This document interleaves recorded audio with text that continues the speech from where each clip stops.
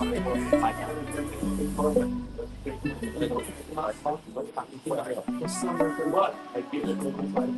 I'm stacking them, yeah, yeah. Riding with country bands. Yeah,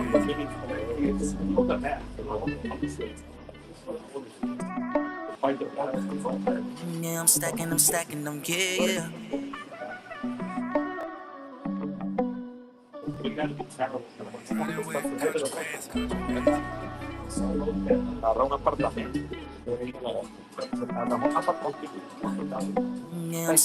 stacking them, yeah, yeah.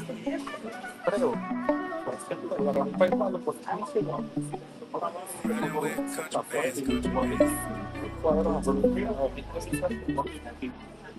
Riding with country bands. Yeah, I'm stacking them, yeah, yeah.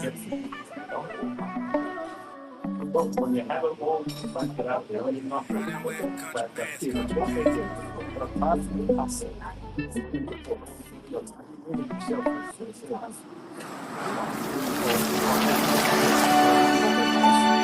That was fast. Appreciate you.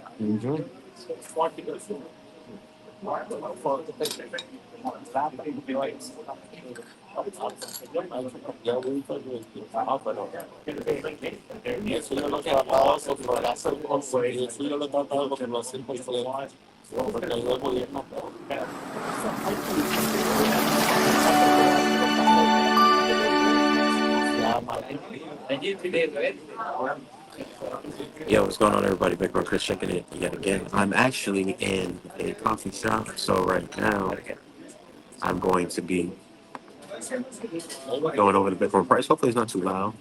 Hopefully, see if it's a little loud here.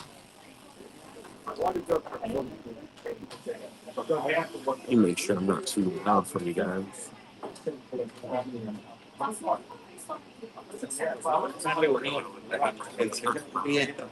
All right, it's not that bad. Not that bad. All right, cool. Not that bad. Typically, coffee shops are pretty quiet, but today there's a lot of excitement. All right, anyways, guys. So, what's going on, everybody? Bitcoin Chris checking in. Of course, we're going to jump into the Bitcoin price. Head over to Swan, Bitcoin.com. Bitcoin price. Get your 10 bucks for the Bitcoin. Let's say using your code. If you guys are trading, you guys can use the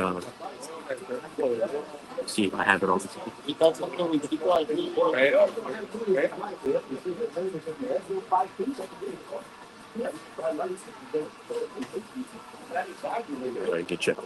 Get your ID so you can trade on these exchanges. Link is in the bio. Also, just check out the links. Hit that like, share, subscribe. Of course, we're going to jump into the Bitcoin price, and then, like I said here in the title, how I use ChatGPT. So we're going to go over that, and I'm also going to go over why and how you can set up a trust. So make sure you hit that like, share, subscribe for me. But first, let's jump into the Bitcoin price. The Bitcoin price. Actually, this was a spy I was looking at here. Great thing about Market Cipher is when you do get this red diamond here, sells all the way on the hourly. Very, very dope indicator here. Link is in the description if you were trading. If not, don't worry about it. But I thought that was pretty dope. I know some of my friends trade as that.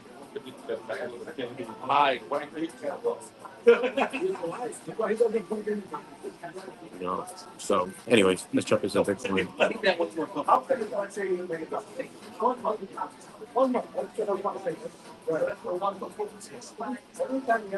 What exchange did I?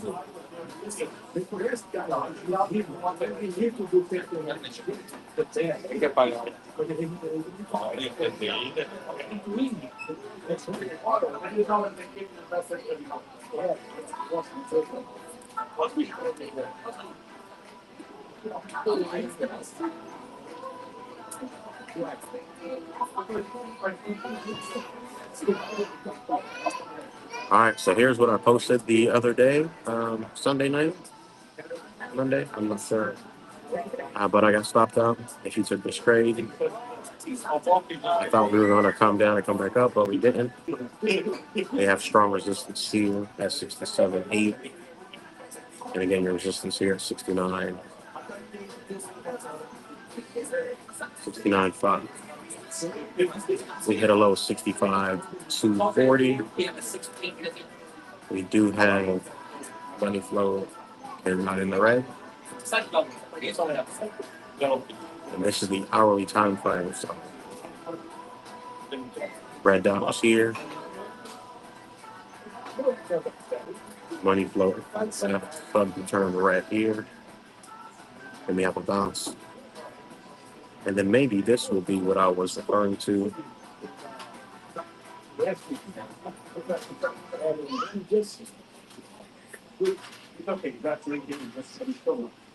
Now come up.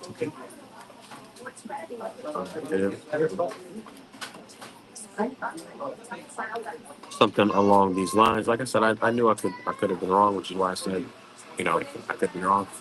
But looks like I was wrong, obviously. And here we are.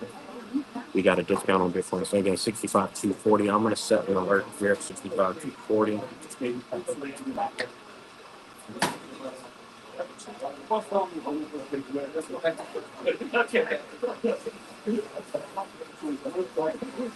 I swear it's so funny because this coffee shop is usually super quiet. And today I want to go live. And it's so mad, like so funny. But it's all good. All right, so as you can see here, we're bouncing a little bit here, but let's jump into. So we do have the second green dot here. So maybe this will be your divergence.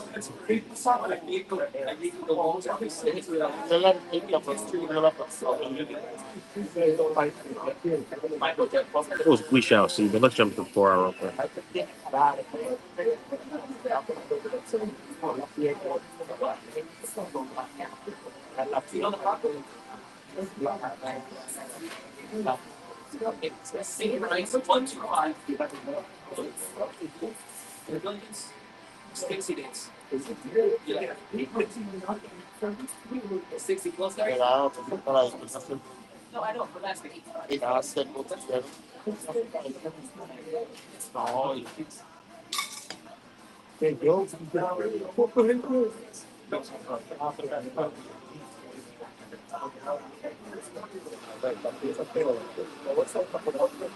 Four hour looking bullish. Jump for the 2 hour real quick. Okay, so here we are, 2 hours.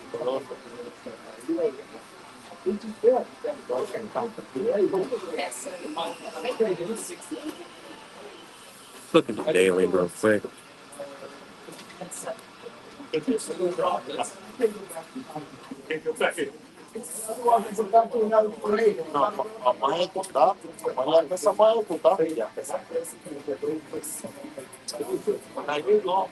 So looking at the daily, so as we can see here, since we started to cross over, started to head down. We have our red dot here, which is from Monday.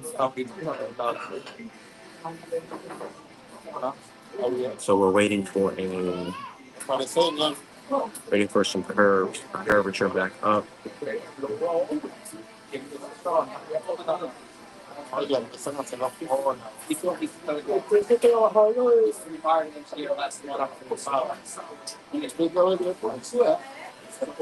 So looking for these things to start to curve up. So as of right now, we have a red dot on the daily, so waiting for a green dot. But we're gonna have to wait and see. Let's see what's gonna happen. Let's look at the DXY real quick. The DX.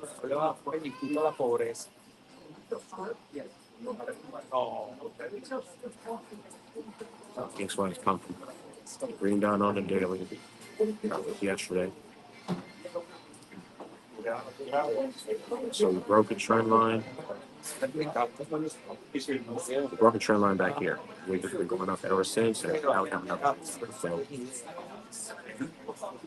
not looking good for assets. The dollar's going to continue to rise.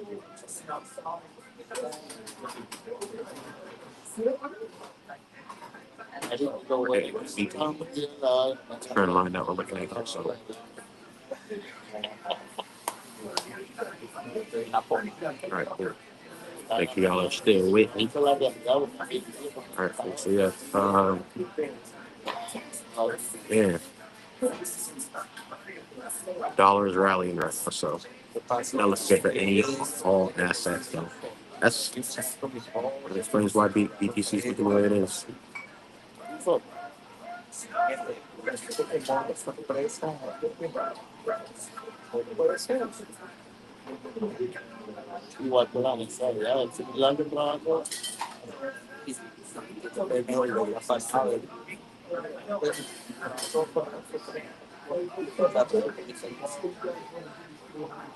So we got this resistance here.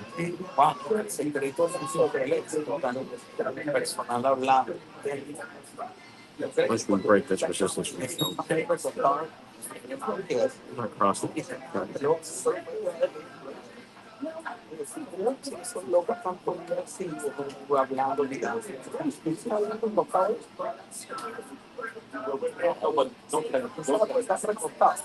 All right, so maybe we'll pull one of these hammer wicks, start to push up throughout the rest of the week. But it's already Wednesday, and I don't know how. Here we are, already Wednesday. All right, cool. It's enough of the Bitcoin price. Let's jump into what you guys have on Bitcoin income. Get your $10 free. It's also River. It's also Cash App. Make sure you guys head over there. Make sure you guys Gold card link is in the description. That's your Bitcoin with Fold. Since you're gonna get 20,000 sats if you use my link, link is in the description. All right, so now we're gonna jump into ChatGPT and how I use ChatGPT. A lot of you guys don't know. A lot of you guys ask questions that you can ask for whatever, right? A lot of questions that you guys ask, you can ask ChatGPT, but for that don't ask ChatGPT or even Google it. I would prefer ChatGPT, but also you got to know how to use ChatGPT. ChatGPT is only as good as its user. So I just wanted to go over with you guys, how I've been looking at or using ChatGPT recently because I'm filing a lot of claims and gathering evidence, and I've been taking these corporations to litigation support, pretty much doing. So here's just how I'm looking into this. I'm using that for using ChatGPT for that. But for this particular episode and live stream, I'm just going to go over trust and how I basically talk to ChatGPT to give me the correct and most accurate and valuable information as well. So I'll also I have another chat that I'll see if I can jump into.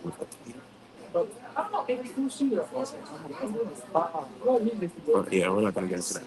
All right, so how do I talk to ChatGPT? I tell it ChatGPT will give you like opinions about things based on like what the masters think and what the masters say. So I always tell ChatGPT, don't give me any opinions based on what society says. I say give me based on law, based on facts, based on what is without any bias. So by instructing it to give you a specific, by giving it instructions and it follows a specific,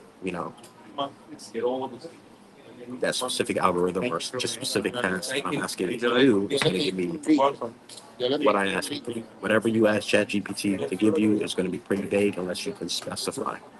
So just for here right now, I'm going to go over the trust aspect of this because or what I'm looking into is which is trust, right? Because we all need to have a trust, and the reason why you want to have a trust is because when you pass away, if you have assets, um, and you don't have a trust and you have a will, like the will's going to go into probate, and in probate is going to be there forever, and your family's not going to get whatever it is that they're supposed to get because You know, nobody really talks about trust and how to plan for when you do pass away or for your family or just for tax advantages as well. And just for privacy purposes, there's so many advantages to trust.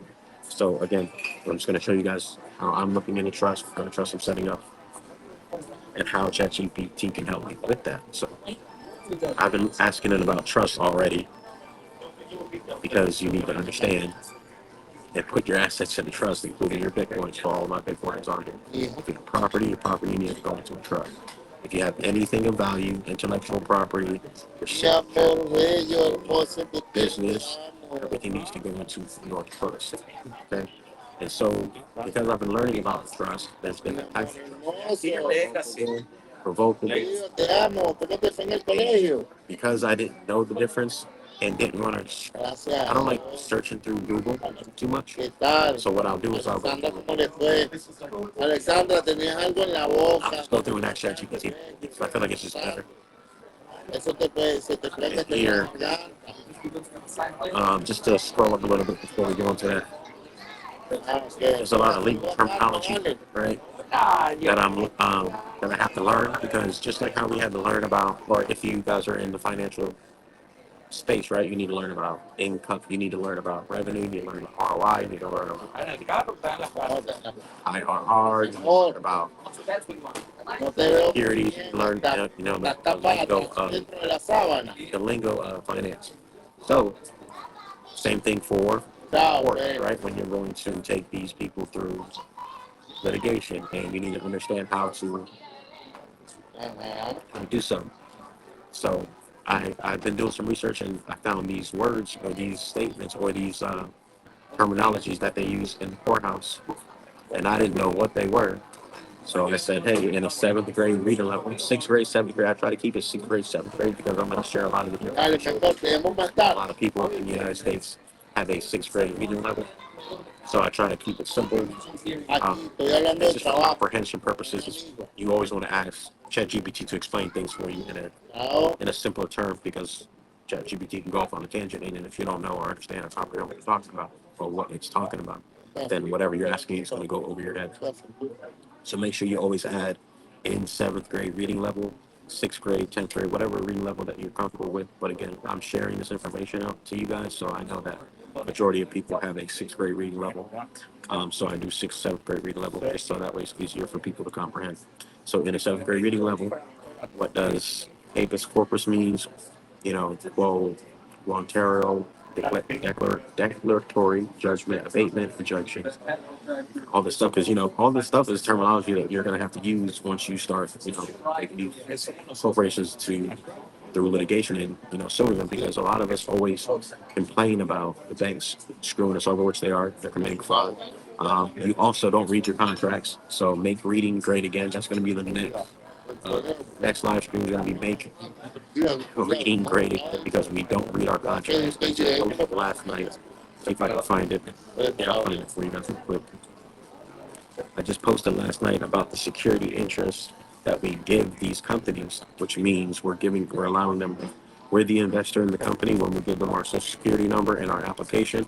And because we are the investor, they pay us dividends, which is our bill. And your bill, if you don't endorse it the right way or accept it and claim it for awful money, a lot of I'm not going to jump into all that right now, but if you don't do the specific things, then you're double paying, you're double dipping. The banks are pretty much double dipping. So here I have shared last night.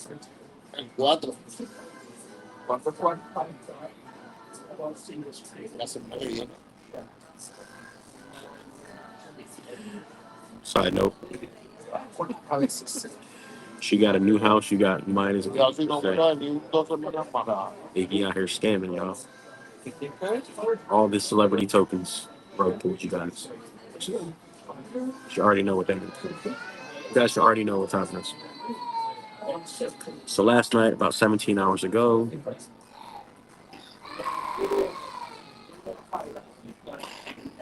Justamente, vos como traductor, no, un pana, tenía una panadería ahí en all Bolívar. right, so 17 hours ago, I shared.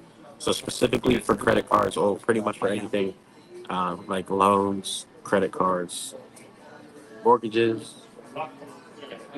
car payments, car loans. You are giving them security interest, and here the security interest is supposed to, it's in your contract. So this is why you need a new contract, because you're giving them security interest. And if you have a car, you're giving the dealership the rights to the insurance when you crash your vehicle. And money's supposed to be coming to you. But you don't know that because you don't read your contract. You just sign that over. If you read your contract, you understand what's actually going on. You address the contract. You can, claim your rights. And make sure that, God forbid, you total your car. The dealership doesn't get the money. You can get the money. But if you don't know that, then you're not going to know that. You're going to continue to live the way that you've been living. And again, I'm telling you that Bitcoin opened your eyes to a lot of different things. So it started, there's, Bitcoin is claiming to be sovereign, but you guys claim to be United States citizens. You can be a citizen of the United States and be sovereign. You can be a national. You're actually from the state that you're in. So Floridians, if I'm born in Florida, I'm a Floridian. If you're born in Texas, you're a Texan. You're not a citizen. Only people that are citizens are people that, if I'm not mistaken, based on what I know, based on what I've learned, is people that come here from other countries and then naturalize. So those are citizens. But if you're born on this land, you are a national, and your state is your nationality. So most people can't comprehend that. They're too busy fighting about left and right. Too busy fighting about the color of your skin. Too busy fighting about a whole bunch of shit that don't matter. So, anyways, we're gonna get back on track here. You're basically double paying because you're giving them security interest because you're the investor in the property, and investor in that company. Because without your security collateral, without your application, without your signature, there is no money. That's why you have to understand who you are and understand that you have rights, consumer rights, natural rights, right? The constitutional rights, God-given rights. So, again, additional security interest, you acknowledge and provide a pledge to Navy Federal a security interest collateral security loan that you have a Navy Federal and any proceeds from the sale of such collateral. In order for there to be proceeds, they are selling your security collateral. I just said you guys give them security collateral when you give them the application. So your application is a security collateral, and the proceeds from that, you're giving it to the company by signing your agreement and not reading it and not understanding that you can address that and claim that back. So if you want to claim it, you can. But this is what's happening, and we don't know that because we're not reading our contracts. I'm not thinking about that too. I never read any contracts. I never read any contracts until recently. So the power of reading, make reading great again. That's going to be my new slogan. Let's read this here. It says security interest specific for credit cards. You acknowledge and specifically and condition of your use of the credit card. You have voluntarily granted Navy Federal a security interest in your individual joint shared accounts at Navy Federal. If your credit card loan becomes delinquent, this security interest may be used without further notice to pay all or part of such delinquencies. This security interest does not apply to shares in the individual retirement account. So, you know, I posted this last night. I'll just share it again. We need to read our contracts. The security interest is paid to you each month as well. The bill, which is your dividend, which is your remittance, which is a coupon, which is why I tell you guys to read about that bill of exchange. And then here it says payment directions. It says if you have a specific type of payment, even though you can get them for not telling you how to, you can actually get them for not disclosing how to submit remittance coupon, which they send you, which is your bill, which is your dividend check. So you can avoid the contract based on fraud, based on that. But by you signing the contract, you're basically saying that you're over the age of 18 and you have the capacity of the contract, and because it says don't read, sign this contract until you read it, especially your car contracts. Nobody reads their car contract. They're just excited to sign and get the car right away.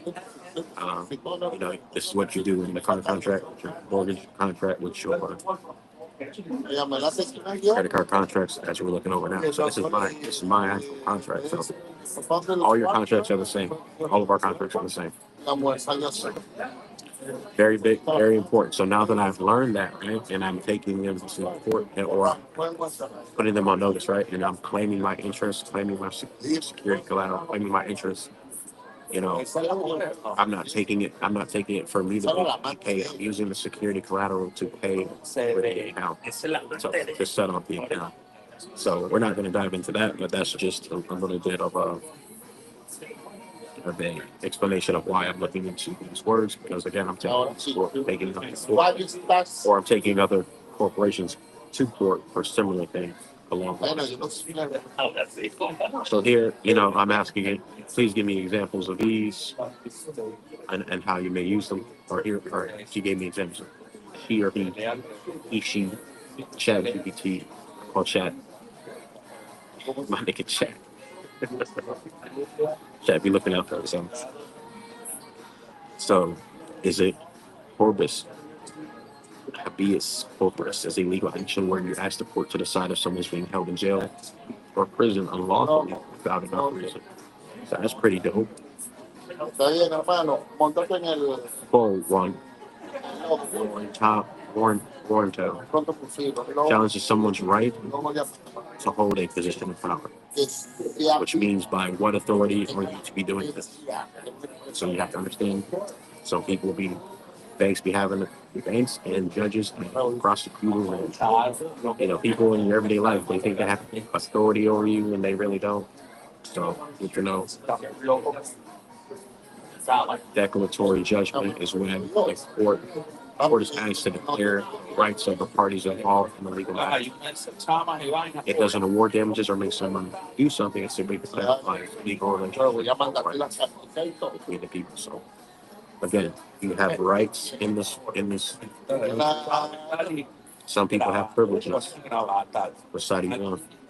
Abatement stops or pauses legal proceedings, often because there's something wrong with the way it started or the situation has changed. So an injunction, it's a court order that tells someone to either stop doing something or to do something specific. For an example, if your credit card is shut down, you file, and you need it to live, you file an injunction, right? Or if you're getting evicted or something like that, then you can file an injunction. But obviously, you have to support your claim, and hopefully, you're paying your bills, right? I'm telling you guys not to pay your bills, but as an example, you can file an injunction. Right? Mandamus. I don't know how to say that. Is a court order requiring a government official or agency to do something they are legally required to do, but haven't done yet. How many times have you guys gotten played by the corporate, by the system, because they're just operating not in good faith and not following law or what's legally lawful? All right. And then I saw something on a petition. And somebody said, somebody I was listening to said, petition to have something done versus having a motion. And okay, because they said when you put in a motion, you're requesting, and when you do a petition, you're requesting or telling them to do a specific action. So requesting and asking kind of seems like the same thing, but I'm assuming, based on what I know, a motion is. Let me ask. Let me ask ChatGPT.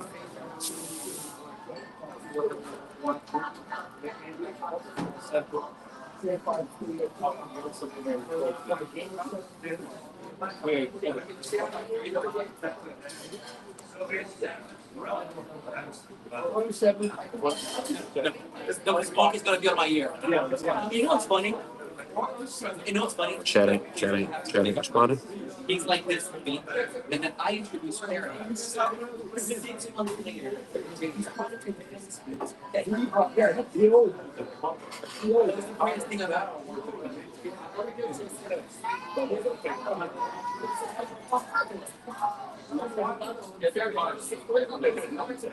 Your boy burnt. Your boy. Okay, I was about to say.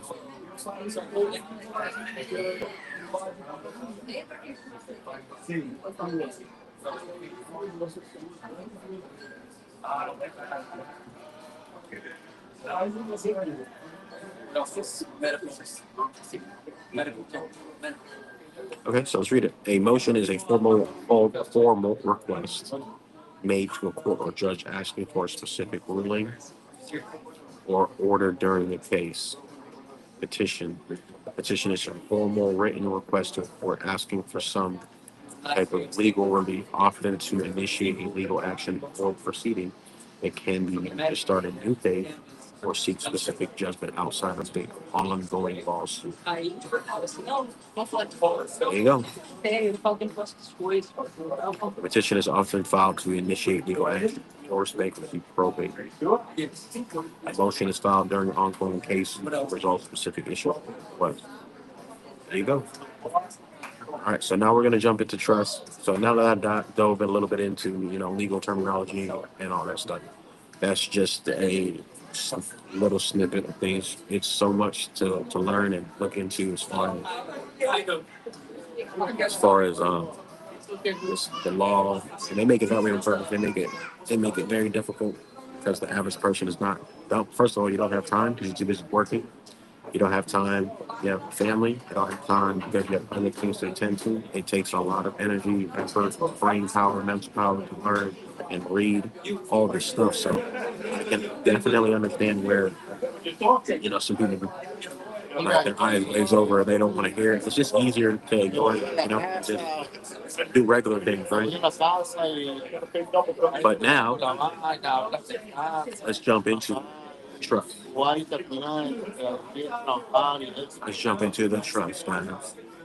And then I'm gonna get off because you guys are super duper loud. People are super duper loud. So, and so there's a couple different trusts. So I looked up an irrevocable trust and a regular revocable trust. Those types of trusts are that cannot be easily changed or revoked once they're established, but they differ in timing and purpose. And here's a breakdown of each. Irrevocable. An irrevocable living trust created during a granting lifetime. And the grantor is the person who creates the trust. First to the fact that set up while the person who creates the trust, the grantor, is still alive. Once established, the terms of the trust cannot be changed or revoked without the beneficiary's consent. The grantor no longer has control over the assets placed in the trust. The trustee manages them accordingly to the trust term. Type of trust is often used for estate planning, tax benefits, allowing the grantor to remove assets from the estate while still alive. Protects assets from creditors and lawsuits which the grantor no longer owns. It's very beneficial because the reason why you guys get taxed is because you own the things. You're not supposed to own the thing, and you guys get income. So when you have income and you're also a United States citizen. So these three things get you taxed, right?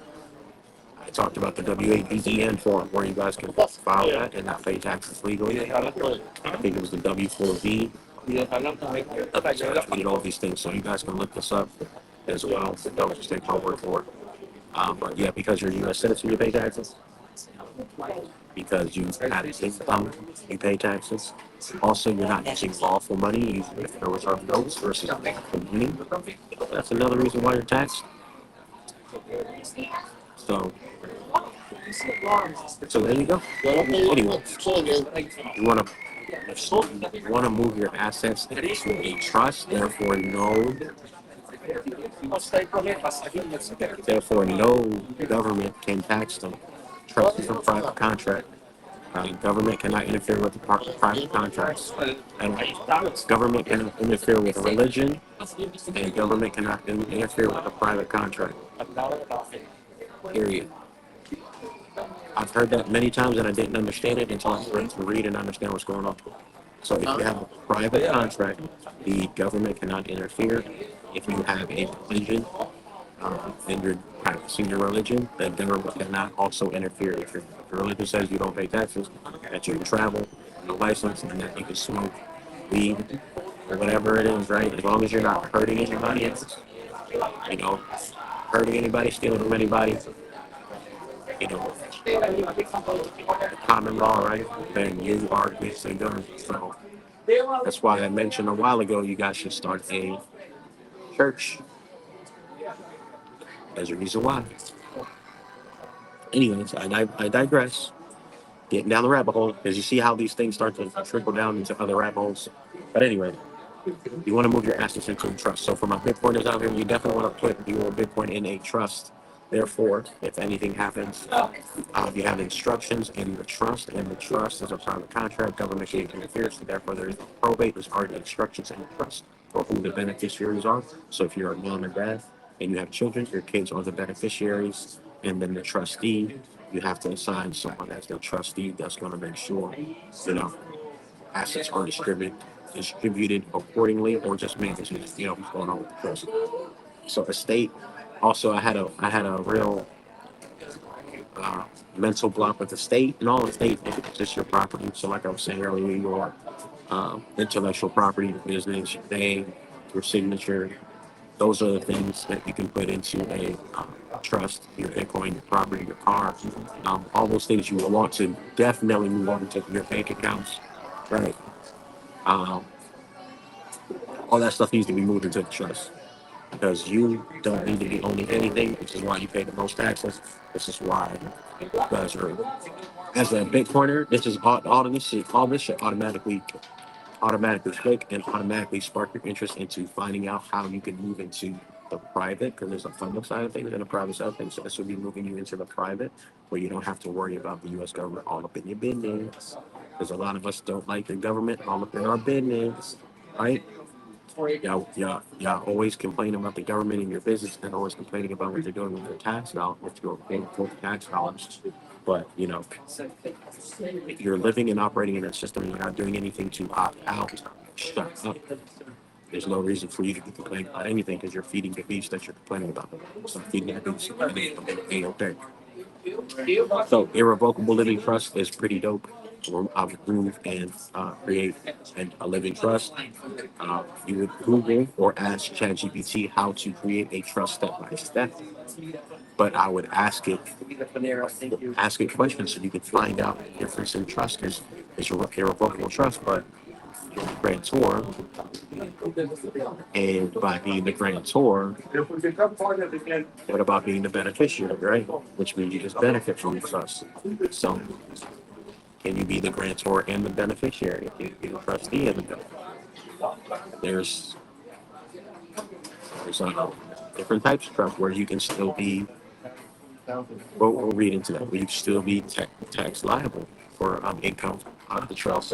So you have to read and find out what's going to be the best, you know, vehicle for you and your family and what you need, right? And I'm sure you can have more than one trust, right? So regular irrevocable trust. A regular irrevocable trust typically sets up effect after the grantor's death. So this is for when you pass away. And this is a regular trust. So again, the living trust is something that you can create during your lifetime, right? While you're still alive. If someone creates an irrevocable living trust that puts their house in the trust, they no longer legally own the house or the asset that you put into it. It's managed by a trustee for the beneficiary of the beneficiaries, like the children. So the reason why I said you can leave intellectual property in, which is property of the trust, like your name, like your signature, like your Bitcoin, like your car, because you want to unregister your car from the state, which is why they have the right to move forward and seize your car and take your shit. It's registered to the state. Therefore, it's not yours. If you trust register in private, therefore it is yours, right? And therefore they cannot take it or do anything to it, right? Without your permission, without the trust permission. So if you put anything in the trust and it's used, whether it be a government entity, a business, a person, whatever, another corporation, you use your likeness and your signature, um, or again your car or your Bitcoin bank account, again your assets such as real estate, property, IP, all that good stuff, intellectual property, which is something that you know come up with, like your idea, all that good stuff, right? And if someone uses it without the trust permission, then you can create a fee schedule. When you create a fee schedule, then you can charge people for using your likeness, like your name, your again property, your name, your signature, et cetera. And you can charge them for using that without permission, right? So pretty simple, pretty straightforward. So the regular irrevocable trust will pass away. It gives instructions. So therefore, assets are transferred or controlled after a specific event, like the passing away of the grantor's creation. So I said, all right. And then I heard that there was so I'm learning about this stuff, and I'm not just taking people's word for it. I'm coming on here, and again, instead of going on Google, I'm asking ChatGPT because it's a more conversational, it's more uh, personable, it's more, I get more clarification versus Google, and we all know Google, we have that, you know, you know how Google acts. Y'all know how you need to go back 5, 10 pages in to get the right Likely, information. you gotta look terrible to be like a cockroach. That's impossible. Um, yeah, sorry about the loudness, guys. I hope you guys can hear me. I apologize, but I really wanted to go over this information with you guys here today. So if you are watching still, hit that like, share, subscribe. We already went over the Bitcoin price. We'll check on that in a moment. But right now, we need to focus on, if you guys are in Bitcoin, that Bitcoin needs to be transferred over into your trust. That way, you can't be taxed for it. That way, it can't be confiscated. You need to have your bank account in trust or a separate bank account for your trust. And this way, again, guys, what's going to happen this year or next year or whatever happens when they introduce the CBDCs, your money will be worthless or will be, they're going to switch it up. We know what's happening. We know what's going to happen. We know they can't print money forever. We know it's going to have consequences. Just save yourself the hassle. Save yourself the drama. Save yourself the trouble. Go ahead and get yourself some Bitcoin. Stack it up. You can stack it what you can and transfer it into your trust, and you become the beneficiary of that trust. Which is what I learned about as far as here we are, the grantor trust. But then again, it has tax implementation. A grantor trust, the type of trust where the person who creates the trust, known as the grantor, remains in control of the benefits of the trust. This can have important tax implementation. Because even though the trust may hold assets, the grantor is still considered aware of the income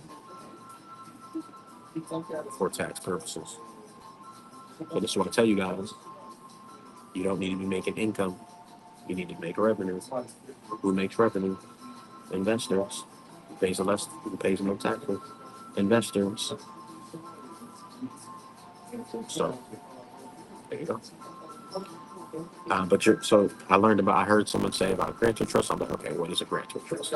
So I was like, okay, in a grantor trust, here we are. The grantor retains certain powers of control over the trust assets, like the ability to change beneficiaries, withdraw assets, and direct how the trust is managed. Tax.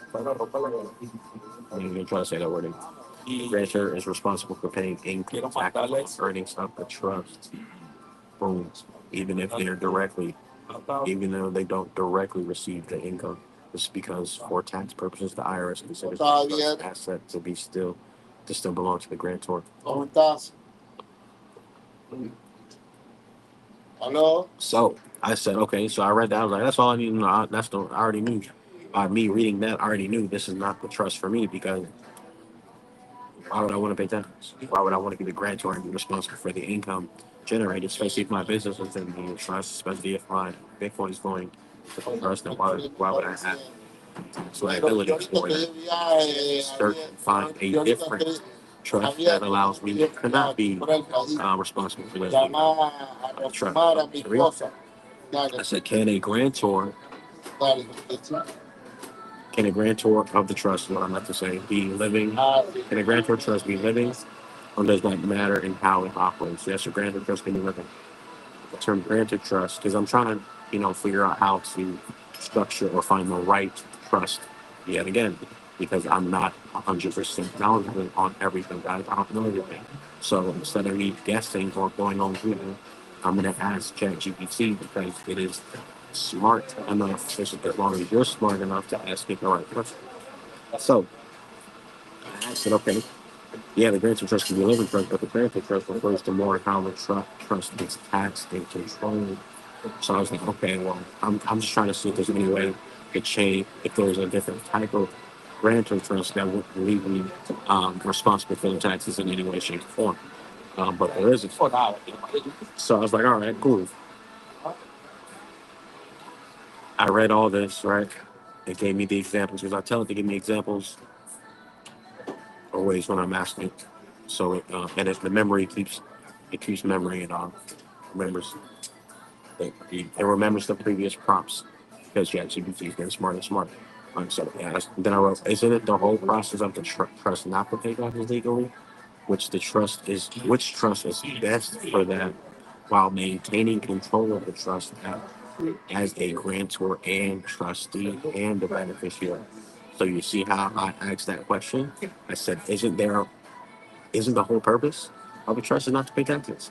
So which one is going to be the best for maintaining control? Because I want to control the trust. I want to, obviously, I'm creating the trust. A trustee is the person who's in control of the trust, and the beneficiary benefits from the trust. So I want to see how I can do all three, right?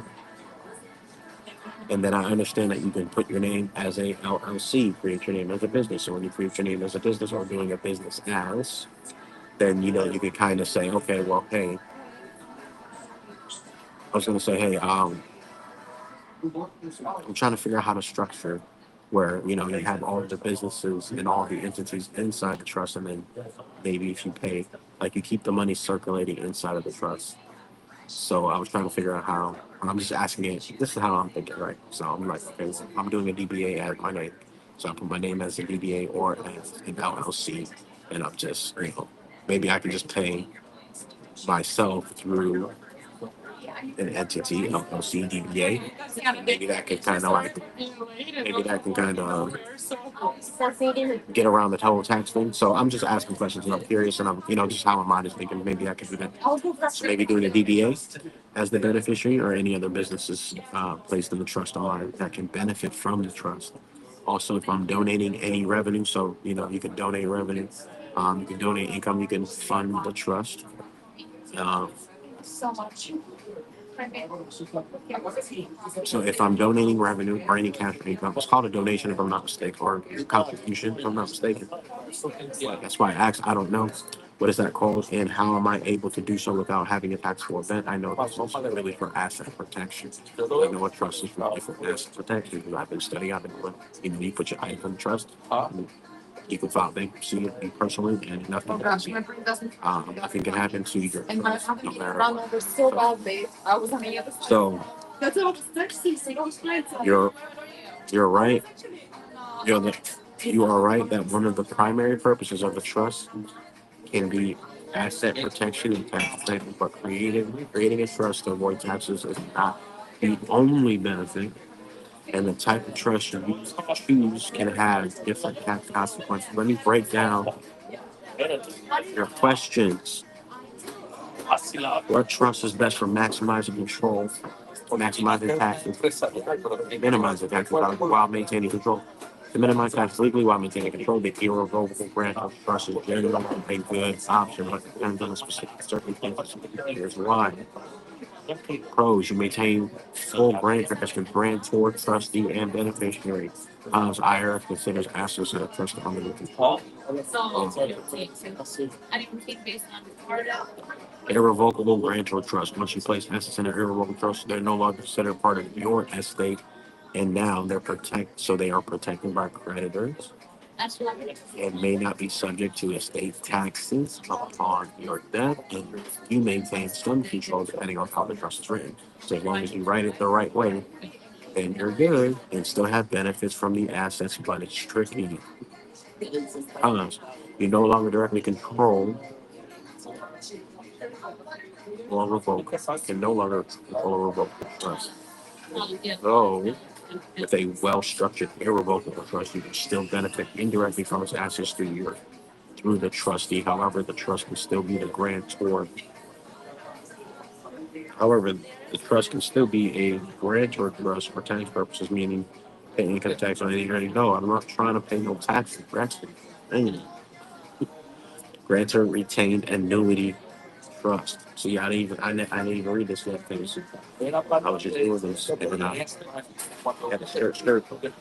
had to move around. And now we're here. Propose what a grant. You can put assets into the trust and receive payments, aka annuities, over time.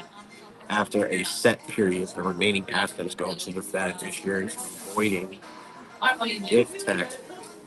Times trust income is still taxable while you're receiving annuities, but it can offer significant estate tax savings and structure proper. Excuse me. Remember I said DBA? I said it's possible to name your DBA doing business as or LLC or other business entities as beneficiary of the trust. Doing so can create a situation when the revenue generated by businesses is funneled into the trust, providing asset protection potential tax advantages. If your LLC is the beneficiary of the trust and the LLC's profits can flow to the trust depending on the structure, you can benefit indirectly from these profits through distribution. See, because I understand how business works and I have a great, I ask them the right questions, guys. Ask ChatGPT the right questions and you'll get, ask better questions, you'll get better answers. All right. Where we at? Where we at? I was skipping down too much here. Number three, donating revenue, cash, or income into the trust without triggering a taxable event. Funding the trust when you contribute or donate. Contribute. This is what I said earlier. Assets into the trust. This thing is called funding the trust. Depending on the type of trust, contributions can trigger either a gift tax or not. Revocable trust is nothing about taxable event. But since the trust is revocable, it's still considered part of your estate for tax purposes. You can donate money, assets, or income, but this might trigger a gift tax if the value of the donation exceeds an annual gift tax exclusion, currently 17,000 per individual per year in 2024. However, since assets are no longer part of your estate, they won't be subject to estate taxes when you pass a charitable remainder trust. If you're looking to donate revenue or assets into a trust without triggering a taxable event, a CRT could be a solution. A CRT allows you to donate appreciated assets or a capital gains tax with a charitable deduction, receive income for life for a number of years. After that, the remainder goes into a charitable organization, and the charitable organization can be your charitable organization, which can then turn around and if that trust is still available or they should be around, right? I'm not sure. I have to ask more about this. I have to find out. So I'm going to ask more about it. I'm going to ask more about that. And I'm going to see. I'm glad I'm doing this with you guys live because you guys can see how I'm going to ask this question. Right? So based on what I'm hearing here, it didn't really specify on if it's. I just want to get some clarification on if not only is it revocable or irrevocable, but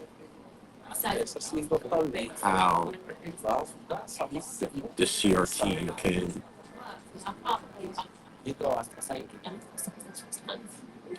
how it's going to continue to operate when you do pass away, for example. Tax-free gifting if you're contributing cash to the trust, irrevocable. You could structure it as a tax-free gift by staying under the annual gift tax exclusion limits by keeping contributions under the threshold. Therefore, you avoid any tax events. Asset protection for tax minimization strategies. The LLC and the trust by placing businesses like LLC like trust. The trust could benefit from the LLC's income and maintain asset protection. The trust acts as a shield, protecting the assets from creditors or lawsuits. Dynasty trusts for long-term wealth preservation and savings. Dynasty trusts can be used to transfer assets across generations while avoiding estate taxes and providing asset protections for the beneficiaries. So, again, I knew about the irrevocable, a little bit about the revocable, a little bit about the irrevocable, but now I just learned about CRT, Dynasty Trust. What's this other one? Just learned about GRAT, Grantor Related Annuity Trust. So now we're learning, right? Now we're learning. So the one that seems most beneficial and generational wealth creation and passing it down from generation to generation is between dynasty trust, especially for us big 40 years. So I'm going to ask about that. I'm going to ask about the CRT.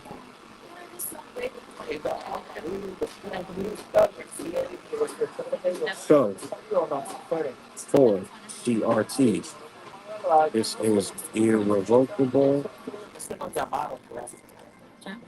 or irrevocable. And what happens when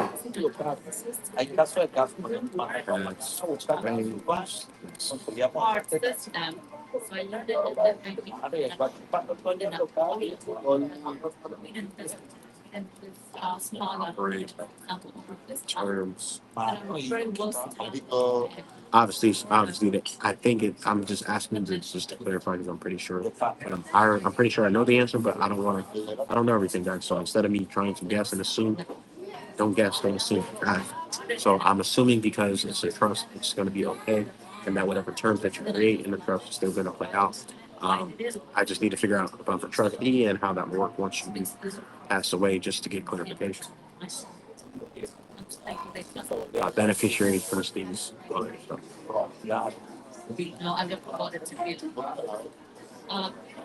All that good stuff.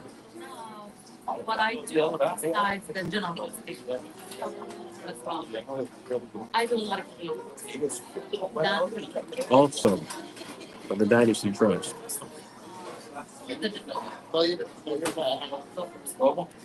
That also, and we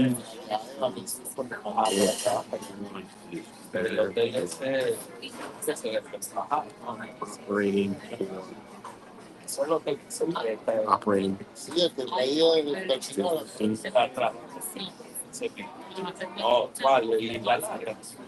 we already know they're both different asset protection. All are different asset protection. Well, trustee or beneficiary.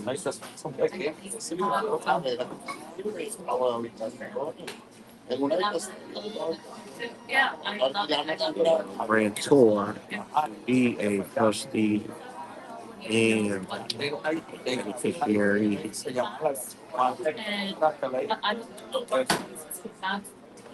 One of beneficiary of the vehicle, vehicle, special purpose vehicle, SPV, trust.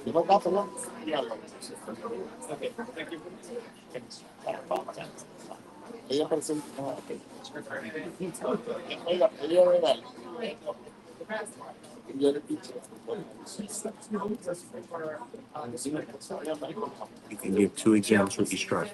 So this is how I'm talking to ChatGPT. talking to ChatGPT, talking to myself, and getting my thoughts together, trying to figure out how to ask better questions so I get better answers. So don't worry about your spelling. Don't worry about being perfect. Just try to get your thoughts out as best you can and articulate yourself as best you can to get the best answer that you possibly can. And if you don't like the answer, ask it again or ask it a different way. The ChatGPT is going to give you something. I program my ChatGPT to give me straight facts, no opinions, no biases, no nothing. But if you don't tell ChatGPT to do that, it's not going to give you that. It's going to give you whatever it feels like giving you. You have to control ChatGPT. I hope this is beneficial. I hope this helps somebody. This could be within opening up an LLC. This could be starting a business. You can ask ChatGPT any and everything that you need to have. So don't be afraid to ask. All right, read this real quick, and then we're gonna wrap up. Charitable remainder trust (CRT). Trust marriage is always irrevocable. So there you go. It's always irrevocable. CRT. Once you set it up, you cannot change it or as the purpose of it to provide benefits to the grantor or income beneficiaries for this period of time. Leave the remainder to the charity. Why do you think there's a foundation? Why do you think all these celebrities and people with money have a foundation? There's a reason why they have foundations. Everybody has a foundation that got bread. Why? Sure. Taxes. When you, the grantor, pass away, the CRT will continue to operate under the term benefit trust, like I said. The income beneficiaries will continue to receive payments, but eventually the remaining assets will be contributed to the designated charity. The trustee will appointed will manage assets and the trust beneficiary of the charity to be followed. So the first thing that pops into my mind is so I'm going to own the charity that I'm going to be able to give that to. So I am the owner of the charity. How do the celebrities, wealthy individuals,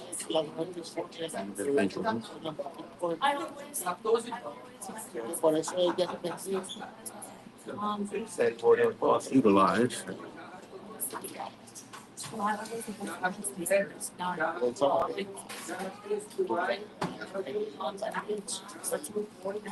charities for tax advantages and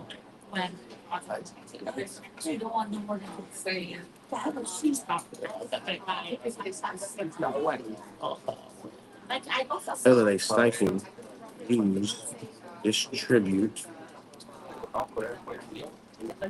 funds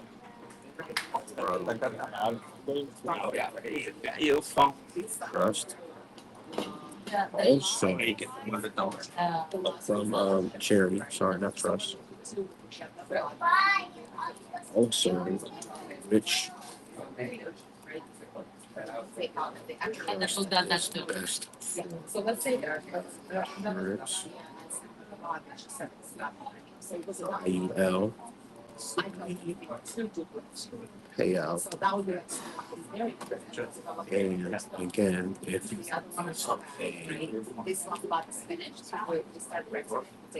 CRT would the amount paid. I'm sure the amount paid can be determined by the trust, by the trustee.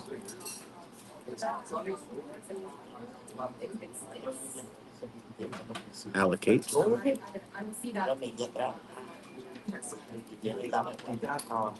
However,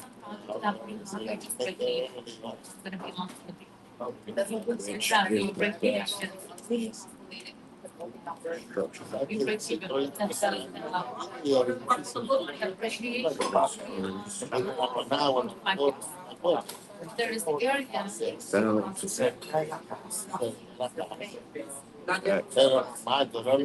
Pitch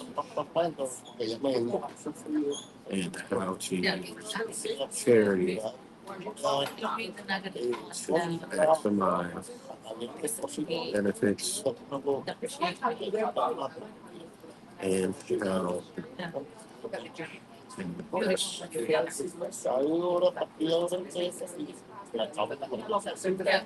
strategies.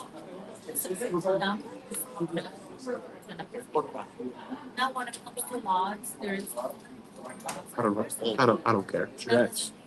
Strategies.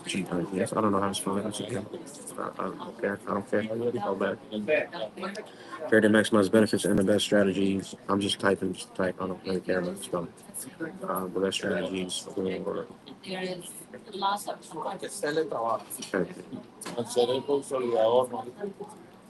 essence. Entire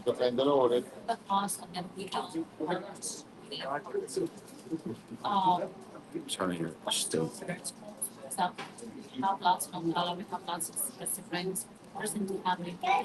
Make sense.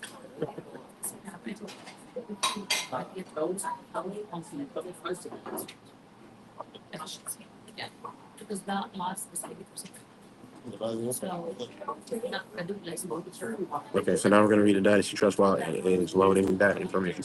Dynasty Trust. A Dynasty Trust is typically irrevocable, meaning it cannot be changed, which is created. It's designed to pass wealth down from generation to generation, often avoiding estate taxes and protection for assets for heirs. So this would be beneficial for Bitcoiners operating after the grandpa passes away. Dynasty Trust continues to operate for multiple generations based on the terms set in the trust. Once again, as I've already said, and have an understanding or understanding of assets in the trust are protected from the creditors and taxes, depending on state laws.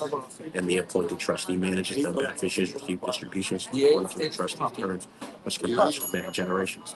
So therefore, you would want to use an IUL or a life insurance policy to, once you pass away, then the money will be allocated to the trust, and the trustee distribute that to their children accordingly per month, per year. In or if you have like $1 million policy or whatever, or multi-million-dollar policy, then you would allocate, how much they're able to access. And, you write all those terms out in trust. But this way, you don't got to worry about, funeral expenses, probate, taking up all your bread, who gets what. This is like grown adult, wealthy, grown man, grown man, grown woman business. That's what everybody needs to be on. So, you're set up. As a trust holds your business. As the grantor, you can act as a trustee and manage the business. Trust the trust is your future generation of your family. Access to the business or each possible protect the from state taxes and creditors. You fund your dynasty trust with a portfolio of stocks, real estate, and asset trust. You manage the assets while benefiting from the growth after your death. Your trust continues to your children and grandchildren, keeping assets safe from state taxes and claims. Dynasty Trust. So I learned something new about trust, and I didn't know that Dynasty Trust was even a thing, and that this is what you can use to pass down businesses, assets such as real estate and stocks. In our case, we are Bitcoiners. We don't want to really be in assets such as stocks or real estate because they're inferior to Bitcoin. Therefore, Bitcoin will allocate your money accordingly to the best, so you can get the best ROI, which means Bitcoin, which means that's pretty much what you want to put into the trust. For example, based on what we're reading here. Hope this is making sense. If this is making sense, drop an 8 in the chat or drop an 8 in the comments. If you're here this far, appreciate you. Hit that like, share, subscribe. If you're watching on YouTube, hit that like, share, subscribe. If you're watching on X, hit that like. Appreciate you guys. And let's continue. Now that I've asked the next question, let's go ahead and read. Which is better for operating a business? Asset protection.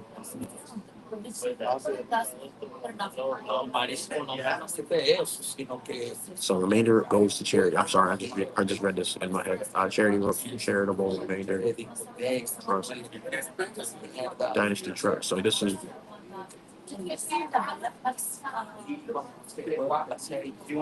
combine charitable giving with receiving income. CT typically not used to operate a business because the remaining trust goes to a charity. Grantor loses direct control over assets placed in the trust. Hence, trust is more suitable for operating a business and provide long-term asset protection. Benefits trust can last generations of wealth within the family, making it ideal for passed down family business while avoiding things that can recommend for business operating. Trolls though trust again beneficiary guys, trust is better choice. There you go. Offers long-term asset protection and it's already irrevocable. So can you do it? I'll ask that. Can you do a living? I'm sure it doesn't matter. Living dynasty trust.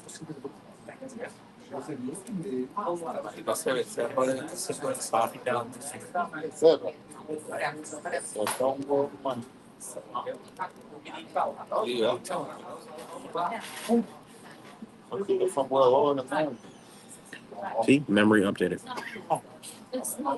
Y discotecas sí no han habido por Yeah, allá. I told you. ChatGPT it remembers it remembers what you ask it, so it gets smarter and smarter. Did you use it? This is why I'm able to get some answers that I'm getting because I'm actually asking questions. Good questions, smart questions, better answers. Celebrities and wealthy individuals often use charities and trusts to manage their finances, usually with tax advantages and assets protection. So here's how the structures along with considerations for managing funds from the life insurance policy. Well, ask better questions to get better answers. Utilizing charities for tax advantages, as you guys know, side note, there's the Trump Foundation, there's the Clinton Foundation, there's the Bill Gates Foundation. There are foundations that need wealth. I'm sure LeBron James have a foundation for y'all that love basketball. I'm pretty sure Tom Brady has a foundation. Anybody that's making serious money, they have a foundation. Again, it's for tax advantages and what we bought, but it's mainly for tax advantage. Don't so, and then you can own the uh, charity. So you see how that works. So you are making income as a celebrity or whatever, because that's how you're getting paid. And then what you can do is you're taking that income and then discharging the taxes taken by contributing to a charity. And we all know that, that when you contribute to a charity, you can write that off on your taxes. So I'm not sure how much is the limit. That's a question that you can ask, that I can ask. You guys can look it up yourself. I'm sure I'll ask you in a moment. But that's just, breaking that down. Donor advised funds. Boom. Wealthy individuals often use donor advised funds to make donations to a charity. These funds allow them to make large donations, get an immediate tax deduction. Ding, ding, ding, what I just said. And distribute the money to different causes over time, providing flexibility and long term tax savings. Private foundations. Many celebrities establish private foundations, which operate similar to charities, but give the founders more control over how the funds are distributed. These are tax exempt entities. What I just said, meaning that their income they generate is generally not subject to. I literally just said that because I have an understanding of how this works, so I just want to get the correct information from ChatGPT because I don't know everything, but I do have an understanding of how this works. I was correct. You can use this to help you, build your information, build your confidence, build your. It can help you confirm your bias or opinion, or deny the opinion, or contradict you with the facts of the matter. So it'll clarify. It gives you clarification if you are not 100% sure, which is excellent to do. Always double check and back up your work. All right. Wealthy individuals often make donations of cash or appreciated assets, avoiding capital gains taxes while benefiting from deductions. All right. How wealthy individuals cycle and use charity funds.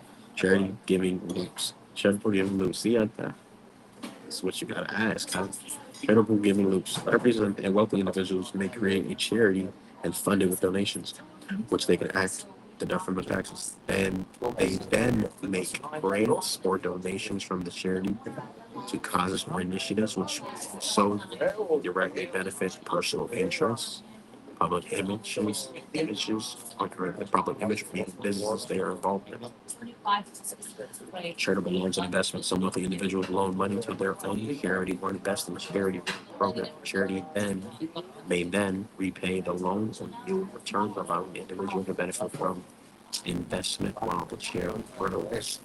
Charitable trusts like charitable remaining trust CRTs allow wealthy individuals to donate assets to charity, receiving income from those assets for life, and then having the remaining assets distributed to a charity after they pass away. The donor gets tax deductions when the trust is funded, and the capital gains on appreciated assets are avoided.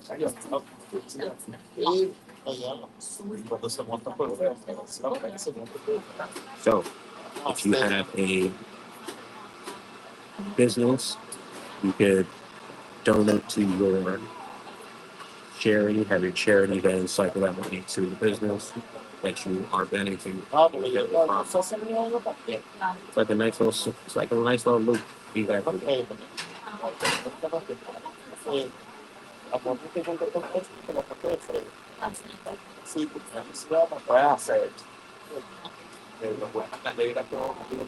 charitable amount of trust, and life insurance and trust structure, charitable amount of trust. A CRT can be structured to receive and manage life insurance costs and payouts on your upon the insurance.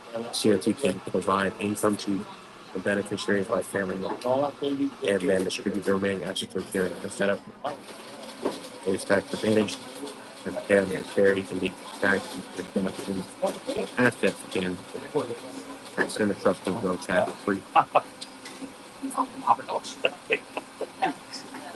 Irrevocable life insurance trust. So there's specific trust for life insurance. Okay, there's a specific trust designed to employ life insurance to keep the life insurance proceeds out of the taxable estate, so beneficiaries should pay out free of estate taxes. This is a powerful tool for ensuring that life insurance payers aren't subject to taxes, protecting their heirs.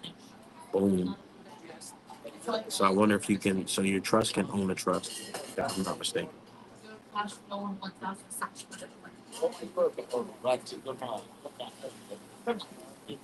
Can buy. Let's just say CRT owned by ILIT. I would buy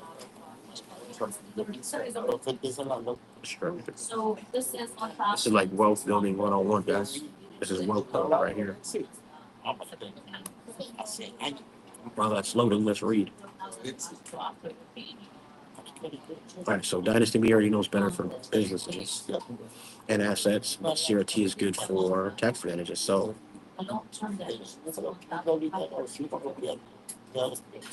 if you're the grantor, you can still be the trustee and the beneficiary, giving you control over assets opposed to building this asset. Because if one so every placement business owners in the dynasty trust return that their heirs can access the funds offered paying the assets. Better goes to the state tax. For example, to real estate managers who uses dynasty trust to hold income generating properties, investment properties, allowing them to generate the benefit from them without facing estate taxes. CRT, typically used when donating to a charity, can also protect business assets. The grantor can receive an upstream from the during the lifetime and after the death. It also protects business. Very much. The trust, that's capital gains tax, income. Okay.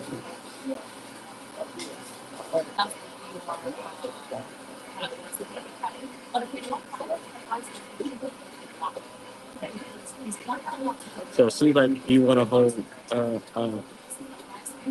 couple trusts. Seems like you want to get a couple trusts, and if you can have a trust, hold a trust, or own the trust that owns another trust, or one trust owns a few other trusts, um, that may be a possibility, but I'll ask ChatGPT because I don't know how this works.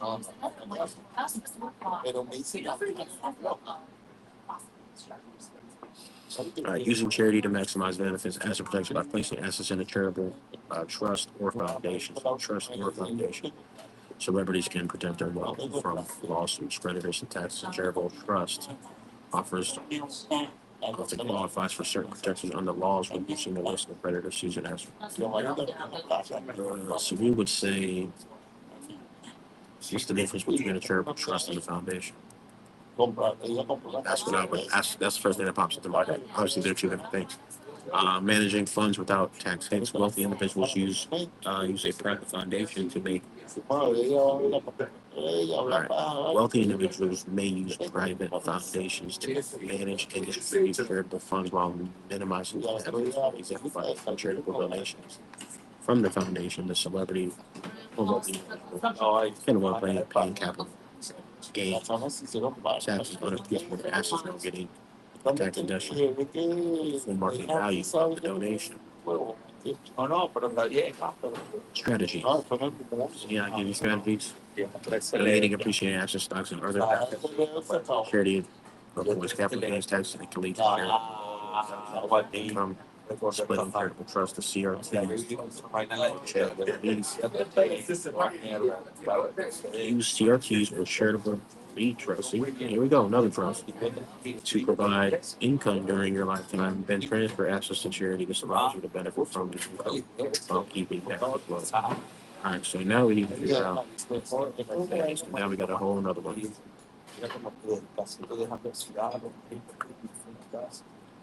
You need to clarify structure setup. These are basics. Right? To have a charitable remain trust and irrevocable living trust, you need to clarify structure setup so that both trusts will understand. Planning and object. This setup allows CRT proceeding from the asset value of the whole man. Boom. And you can structure it. Look at that. What is a we just learned about? No, no, pero es que yo hermano, siempre hermano, pero no veía, no, antes no, pero sí, cuando entras al sitio, empiezas a predicar la palabra y pones a llorar, espera, después lo que yo hice en esa travesía, wow, usted construyó un sistemático de exploración muy bueno para mi es marino. Benefit your scenario. Todo. Y no es lo material tanto, pero si fuera como yo estaba, y te enseño la foto, There's two types of CLTs. Let's just jump into that, and then that'll be it for today. I'll just recap real quick, and that'll be it for today. Grantor: the grantor remains some control, owning ownership of the trust, and receives an immediate charitable income tax deduction, but the grantor must also pay taxes on the trust income during the trust's term. Nope. So that is a no go. The grantor does not pay tax. Okay, non-grantor does not pay taxes on the trust income during its term. Instead, the trust pays its own taxes. Oh, okay, no, that's not the rule. But this right here,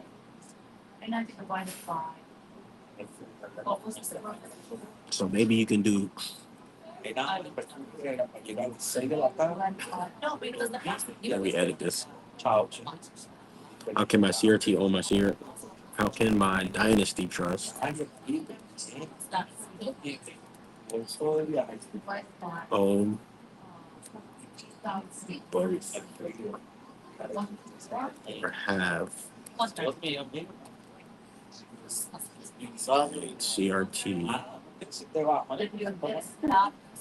and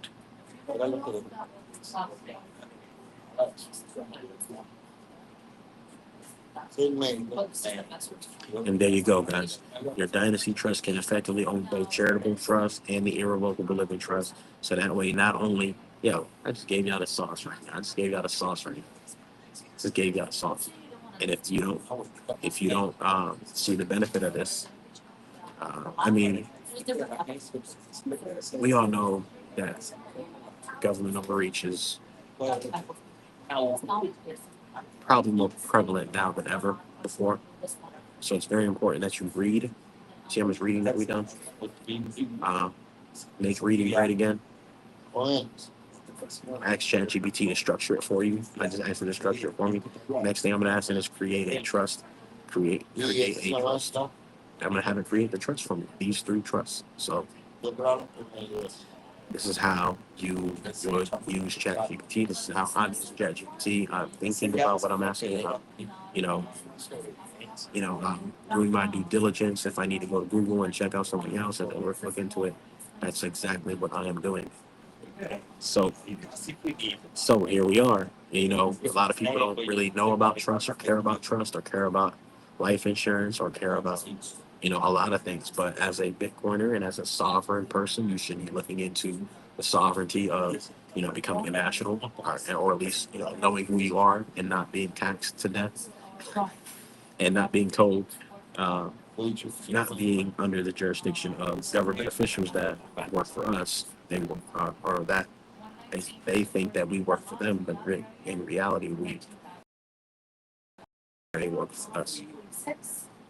All these unconstitutional laws that they pass or anything that contradicts the Constitution is null and void. You need to read your rights. You need to understand your rights. You need to exercise your rights. You need to stop letting these things take advantage of you. You need to stop doing a lot of things. And once you stop doing a lot of things, then you're able to be in a better position, and then you can start to add better things onto your life. So continue to DCA, continue to you do diligence, read your contracts, make reading great again. Read your contracts, your credit card contracts, your car contracts, your mortgage contracts. Learn about lawful money versus uh, regular Federal Reserve notes, the Treasury notes, right? The lawful money versus Federal Reserve notes, which we all have. We think that the dollar is the dollar, or that it's like money, but it's not. It's like a promise to pay. It says it on there. It's a note. It's a Federal Reserve note. Notes means promise to pay. We're all in a debt-based society. The debt keeps going up. There's just so much that I've been learning over the last few months that, it's a lot to ingest and it's a lot to take in. But because I'm a Bitcoiner and I've been learning about how money works and how the system works, and it just opens your eyes and it starts you down the rabbit hole. So this is another rabbit hole, or the same rabbit hole, just deeper down the rabbit hole, because I didn't care about trust. I didn't care about reading things like that. I do like to read, but not law and not case studies or case law, or just a lot of things. I wasn't reading my contracts, that's for sure. I wasn't reading my car contracts, even though I've never had a car contract. I've always bought my cars cash. I've never read my credit card contracts, even though I got a shit ton of credit cards, right? Told you guys the other day. So did I read the contract for any of those? Nope. Um, Mortgage, you guys are paying your mortgages, but you gave, you're pretty much, they take the money. What I've learned is that they're pretty much taking the money out of your account, right? Your account, which is your trust account. Your trust account, which is your Social Security. And so you've already prepaid when you give them the application. They take it to the Federal Reserve Bank, Federal Reserve discount window. They get Federal Reserve notes and they're supposed to give it to you. But then you give them security interest so they get the money. And then you repay them. That's why it says on your bill is repay. But because you give them security interest, that's actually your dividend. Yeah, that's actually your dividend check. And you're supposed to endorse it the right way. The lawful way, endorse it and accept it. Value and lawful. Something called special deposits. That's just a lot that I'm learning, and it's a lot to take in, and it's a lot to digest. So, as a Bitcoiner, it's easier to understand and grasp these things because we already knew, at least me myself, I already knew that the system was corrupt, flawed, fraudulent. Bitcoin opened my eyes to that, but now, diving into the legal side of things and how they're actually frauding us and how they're actually getting us with our consent, right, and doing things with our consent with these contracts, right? Because we don't read them. We give them security interest. We give them the insurance. We give them. They're double dipping. So they got paid once because they take the money from without you. There's no money. So how come they give you the money and then you have to pay them back? Who says you have to pay them back? Why do you have to repay something that's already been paid? All debts are obligations of the United States government. So when you understand this thing and you start to piece things together, you're like, well, hey, I already knew life was a lie, but now it really like wakes you up. And like I said, I understand a lot of people are working and they don't have time to read, or they don't have time. Well, you should always have time to read. But it's not an excuse. You guys should definitely read. Definitely look up things that I'm talking to you about. Definitely look into the trust. Trust is very important. I help you guys out long term, especially if you are doing what I just looked up, right? You want to look into passing on your Bitcoin without having Uncle Sam in your business. You pass away, God forbid, for any reason. You don't have to worry about Uncle Sam getting in your business and probate, right? Stalling and keeping everything delayed. Also, your businesses can't be touched. Your bank accounts can't be touched. Asset protection can't be touched. Um, and this is how the wealthy people do, right? So if you want to be wealthy, you have to be wealthy. So this is me taking time to show you guys how I use ChatGPT. Put your Bitcoin into the trust. If you have assets, other assets, I would recommend that you don't even bother with those inferior assets. If Bitcoin is going to outperform all those assets and everything that's priced in Bitcoin, then why would you hold any other asset? To me, it just doesn't make sense, but most people don't think of it that way. So it's okay. You're going to learn the hard way, or you're going to have less Bitcoin than you would have had, and then you're going to be like, damn, I should have bought more Bitcoin. And here we are in 2024, Bitcoin 60,000. So take advantage of the information. Um, have to ask ChatGPT to help you draw up your contracts or help you to create the trust, which is what I do and what I have done. And now that I know how to do this, now you do too. We went over it together. So now you have an idea of the best, a couple of different trusts, how to structure the trust. Um, anything else, you guys should definitely get a life insurance policy and fund it. Cash value, you can borrow against that, tax free. Buy more Bitcoin. Boom, boom, boom. You don't even have to pay it back. Comes out of your death benefit. So there's a lot of things that you guys can do, and that's why I said in my tweet, all the strategies and things that I teach is really for you guys. It all leads back to Bitcoin because um, becoming sovereign is what Bitcoin opens your eyes to, and how much of the loss, lies, and fraud is going on. I infuse Bitcoin into all areas of interest, all areas of commerce, and all financial strategies. Financial strategies, which means if you're generating income, if you're making money, the end goal is to get more Bitcoin. No matter what it is, it's always to accumulate more Bitcoin. And everything leads to buying to Bitcoin. Very few understand this, but you take a punch bill, there is no going back. So here we are, Bitcoin Chris. I am going to go get some food now and knock out some more work. I hope this has been a informative live. Bitcoin, I'm going to jump into that real quick. Bitcoin.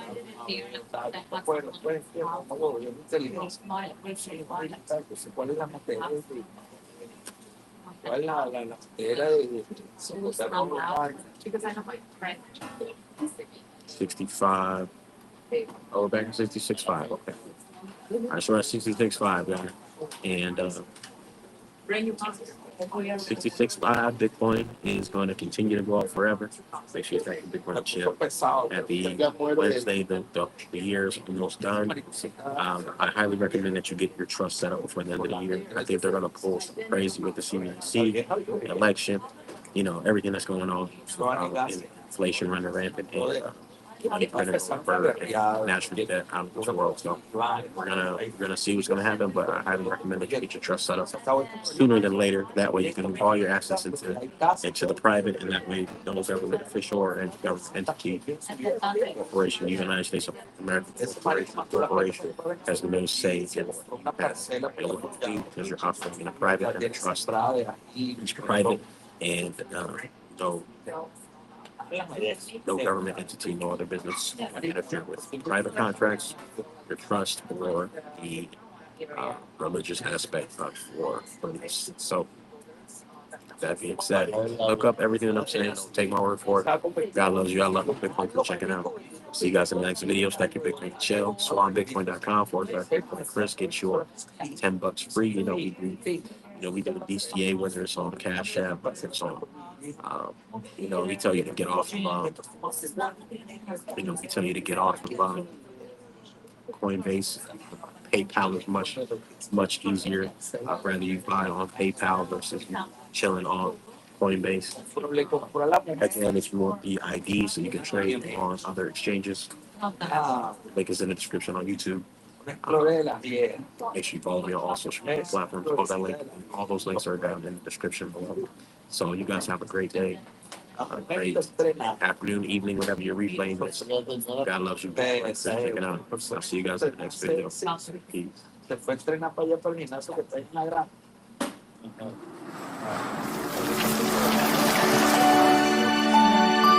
Son fuentes, tú sabes. Son Dios,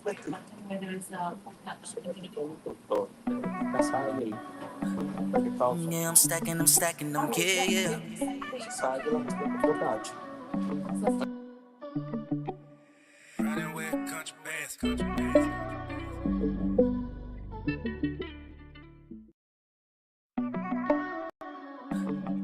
Yeah, I'm stacking them, yeah, yeah.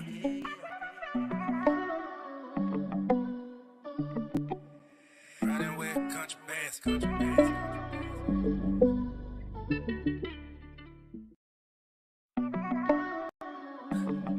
Yeah, I'm stacking them, yeah, yeah.